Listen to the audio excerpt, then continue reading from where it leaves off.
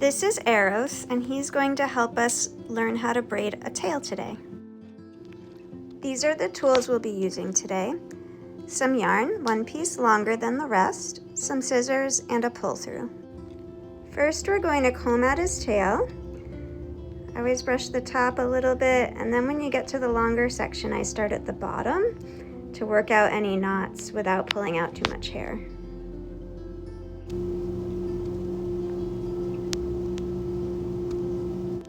As you finish up brushing, you want to make sure you can brush all the way through without any catches or tangles. Next, we're going to wet the tail just like we do with the mane. You want it nice and wet so all your flyaways lay flat, and it's a little bit easier to hold too when you have wet hair. To get started, you're going to need 3 pieces of hair, 3 sections. His tail is pretty long on the ends, so we might be able to just get started just like this. I'm gonna give it a shot.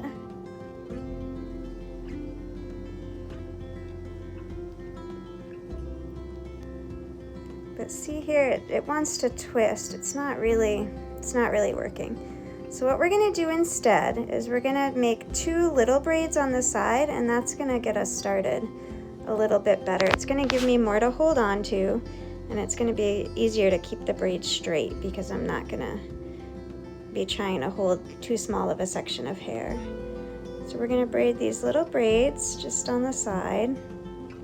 Some horses that really rub their tails, you might need to do more than 2 braids. He rubs his tail, but he just rubs the center, which doesn't really affect braiding, fortunately. So I think I'll be good just doing the 2 braids for him.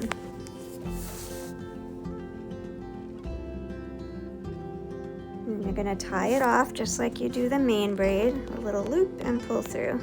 Make sure it's tight, and then I'm going to cut some of the string off. I don't need this much string hanging.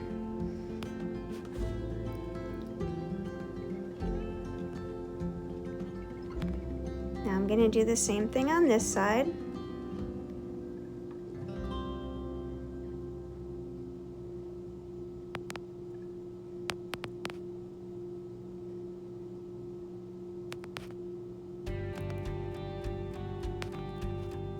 Nice tight braid. I'm going to add my yarn just like I do with the mane. You add it from the back, and then you just keep braiding as if it isn't there.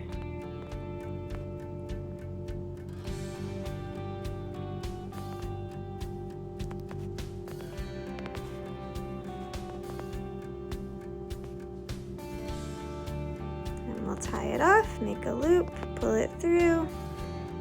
Make sure it's nice and tight so the braid doesn't unravel, and then I'm just going to cut off some of the extra. So now I have a good handle. I'm not going to be gripping so hard trying to hang on to his braid, the little pieces of hair. And that's going to help me keep it straighter. You really want to keep your tail braid straight down the whole tailbone. It's not easy to do.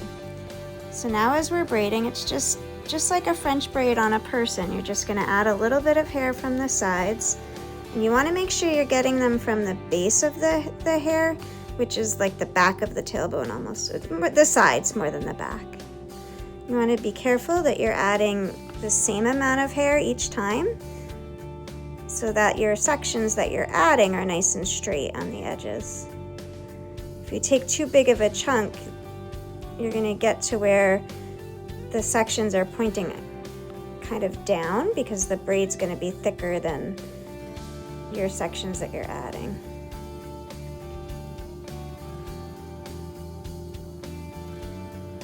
We're just going to keep on doing this for a little bit, just adding.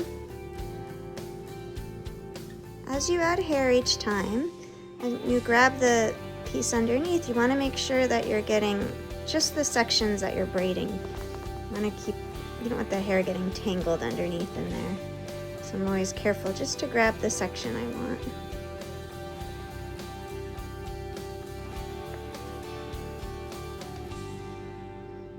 I'm going to keep it nice and tight and really focus on keeping the braid straight. It can be hard, especially if the horses start shifting if they shift their weight, it's easy for the braid to want to twist, so it's something you have to stay conscious of.